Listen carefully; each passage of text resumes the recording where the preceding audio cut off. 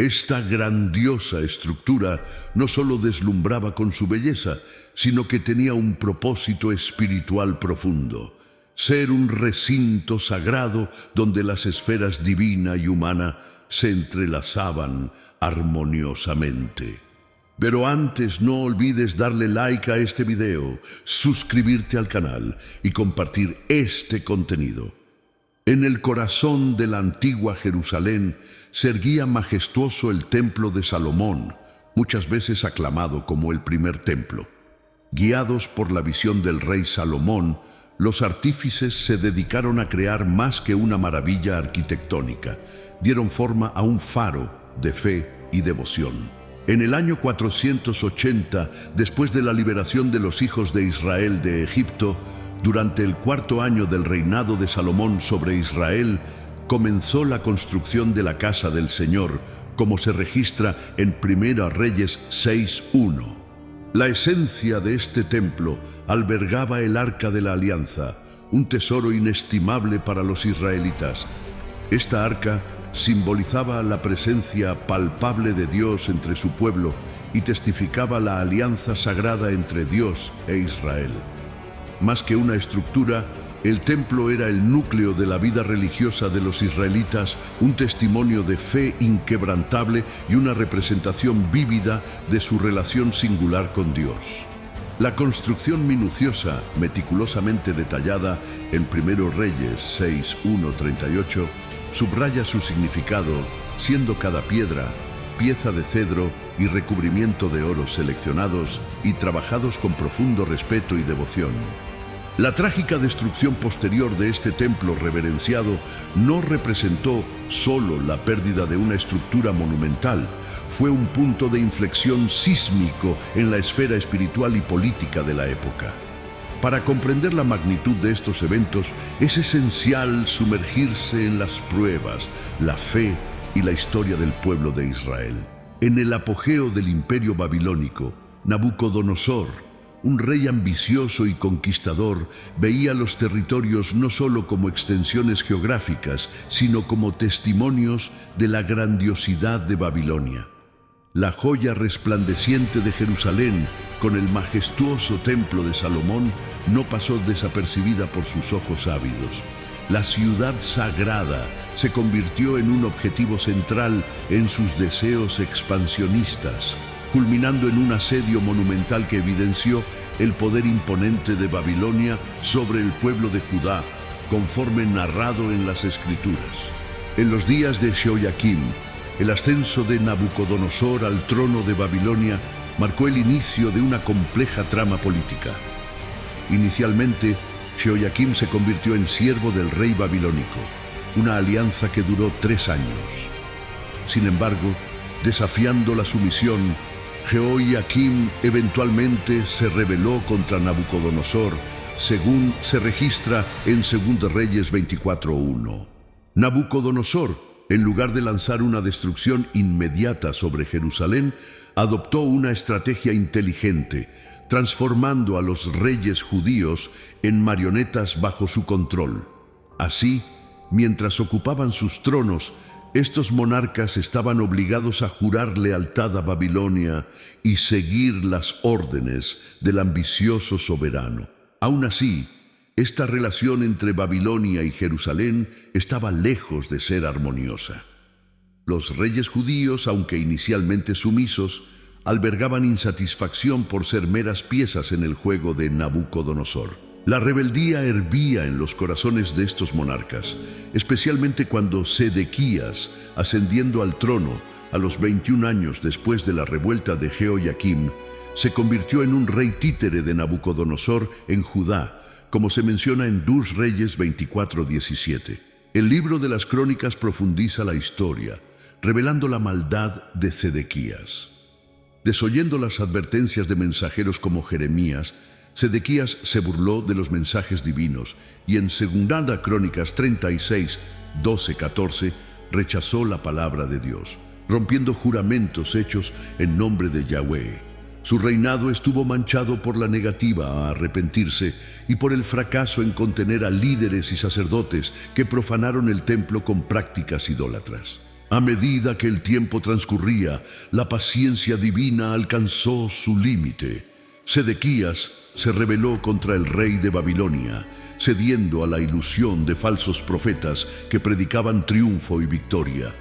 A pesar de las advertencias de Jeremías, quien se mantuvo firme en la fidelidad al mensaje de Dios, Sedequías optó por ignorar la voz de la razón.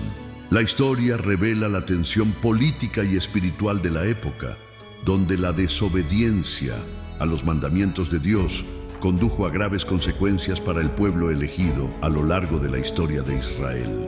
En el centro de las advertencias de Jeremías estaba la cercana destrucción del majestuoso templo de Salomón, el ícono que representa la morada de Dios entre su pueblo.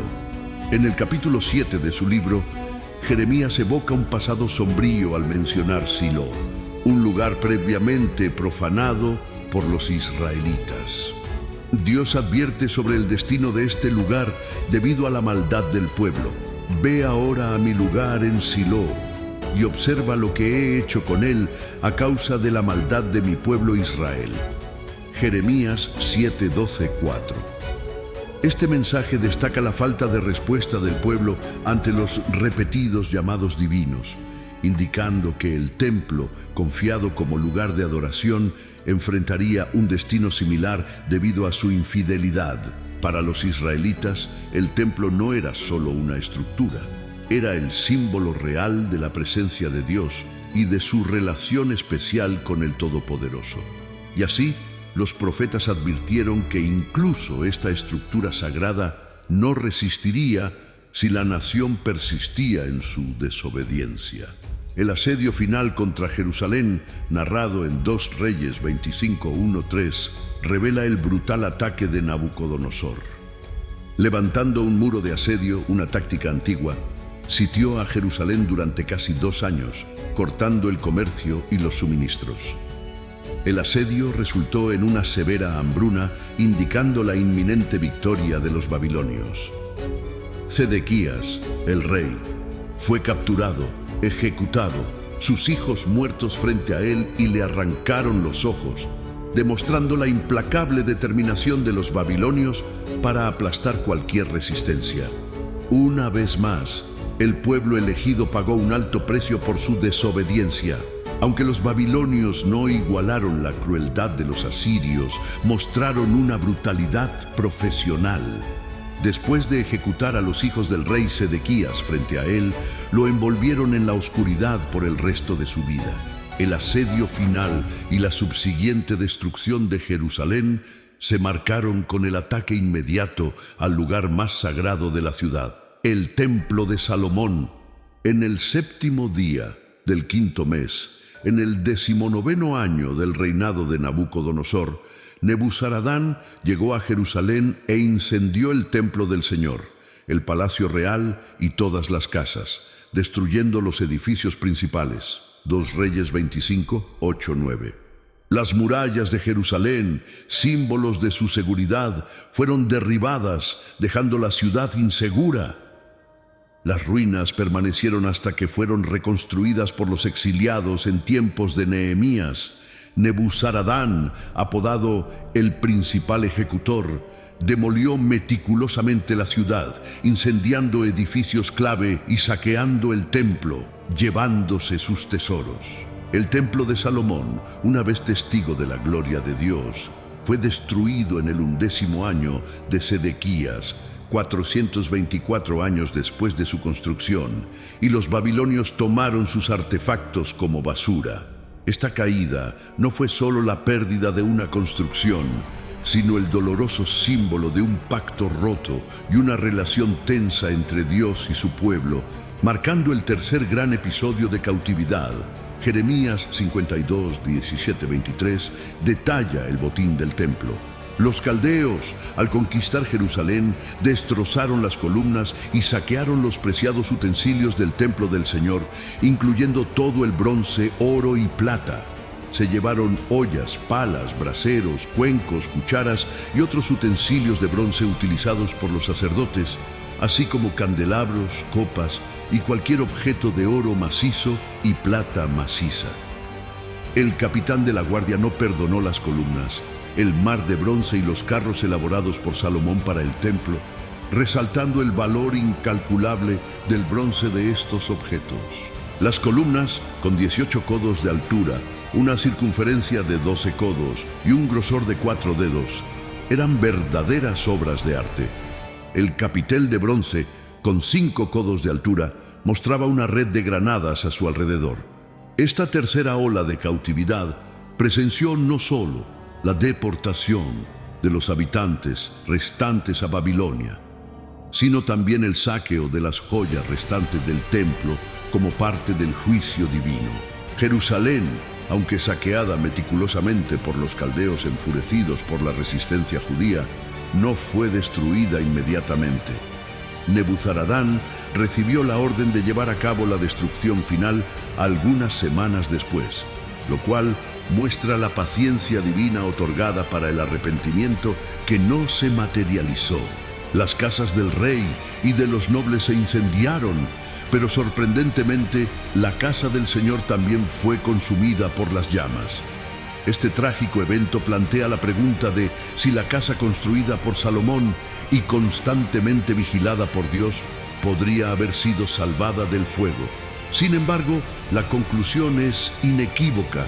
No era inmune a los juicios de Dios y fue reducida a cenizas, posiblemente incluyendo la destrucción del arca en su interior por los enemigos. Los filisteos enfrentaron terribles consecuencias por sus acciones relacionadas con el arca, resultando en la muerte de varios líderes importantes, incluyendo a Seraías, el sumo sacerdote y padre de Esdras. También perdieron la vida el segundo sacerdote y 3 guardianes del templo, junto con el general del ejército, 5 consejeros privados, el secretario de guerra y 60 agricultores que se refugiaron en la ciudad. Esta serie de muertes resonó como un trágico eco de las ramificaciones provocadas por el manejo imprudente del arca.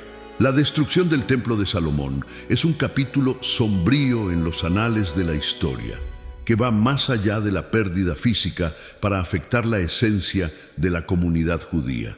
Las murallas que presenciaron innumerables historias de fe y esperanza ahora yacían en ruinas y Jerusalén, antes vibrante, estaba devastada.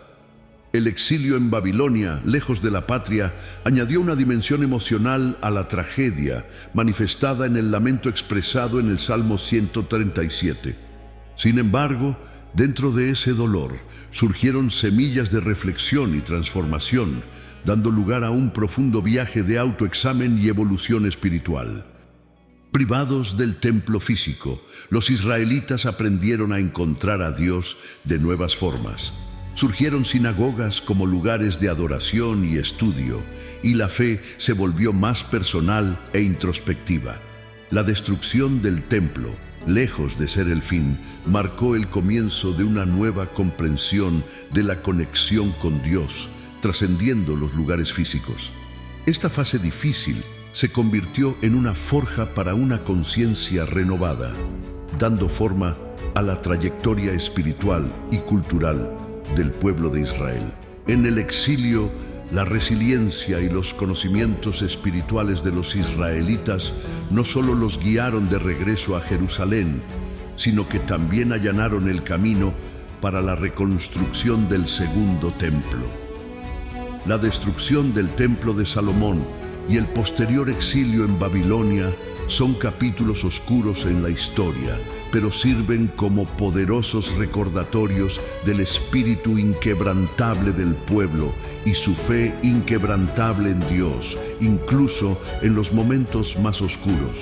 La historia del templo de Salomón no es solo un momento de pérdida, sino también de esperanza y renacimiento. Es como presenciar la noche más oscura ceder ante el amanecer de un nuevo día.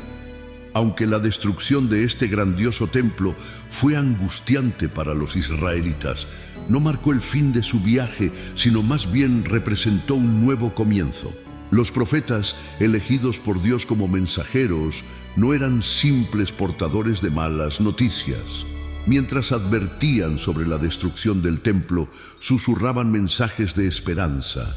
Imagínalos en medio de la multitud aprensiva, alzando la voz no para provocar terror, sino para ofrecer tranquilidad.